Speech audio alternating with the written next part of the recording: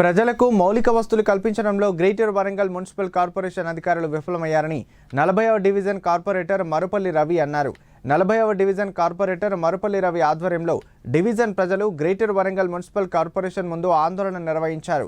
డివిజన్లో ప్రారంభించిన అభివృద్ధి పనులు మధ్యలో నిలిచిపోయాయని, మంచినీటి, డ్రైనేజ్ సమస్యలతో ప్రజలు ఇబ్బందులు పడుతున్నారని అనేకసార్లు అధికారులకు విన్నవించినా పట్టించుకోవడం లేదని మండిపడ్డారు. వారం రోజుల్లో డివిజన్లో నెలకొన్న సమస్యలు పరిష్కరించకుంటే గ్రేటర్ వరంగల్ మున్సిపల్ కార్పొరేషన్ ముందు పెద్ద ఎత్తున ఆందోళన చేపడతామని హెచ్చరించారు.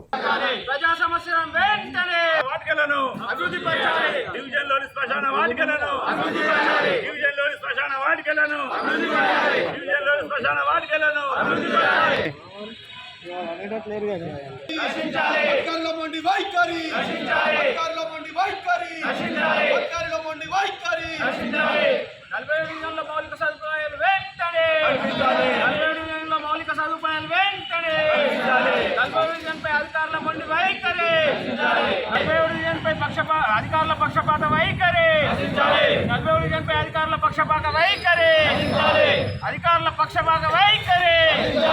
పెండింగ్ పనులు వెంటనే, పెండింగ్ పనులు. ప్రజలకు సరిపడు మంచి నీటిని, ప్రజలకు సరిపడు మంచి నీటిని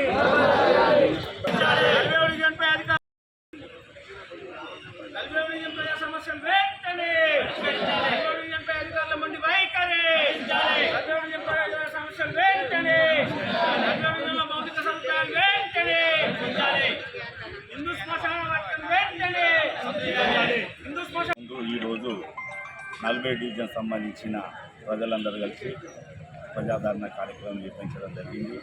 40 డివిజన్లో మౌలిక సదుపాయాలతో పాటు అభివృద్ధిని కుంటుపడ్డదని ఎన్నో మార్లు కమిషనర్ గారికి, మేయర్ గారి దృష్టిలో తీసుకొచ్చినా కూడా ఫలితం కారణానికి ఈరోజు మూకుమ్మడిగా ధర్నా కార్యక్రమం నిర్వహించడం జరిగిందని కూడా ఈ సందర్భంగా తెలియజేస్తున్నా.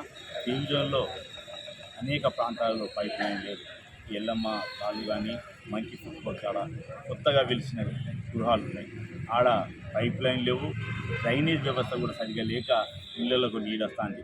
ఇక్కడ 10 ఫీట్ల బ్యాక్స్ లేని ఒకటి కడతాను. మధ్యనే కాంట్రాక్ట్ వదిలివేయడం జరిగింది. ఆ వదిలివేయడం వల్ల నీళ్ళంతా కూడా శ్మశాన వాటికలు రావడం జరుగుతుంది. 3 శ్మశానాలు వాటికలు కూడా అభివృద్ధి చేయాలని ఎన్నోసార్లు చెప్పినా కూడా వాటిని కూడా పట్టించుకోలేదు. స్తంభాలు లేవు, లైట్లు ఉండేవి.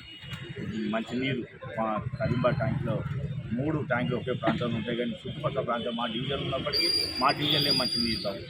చాలా ఇబ్బంది పడతాను.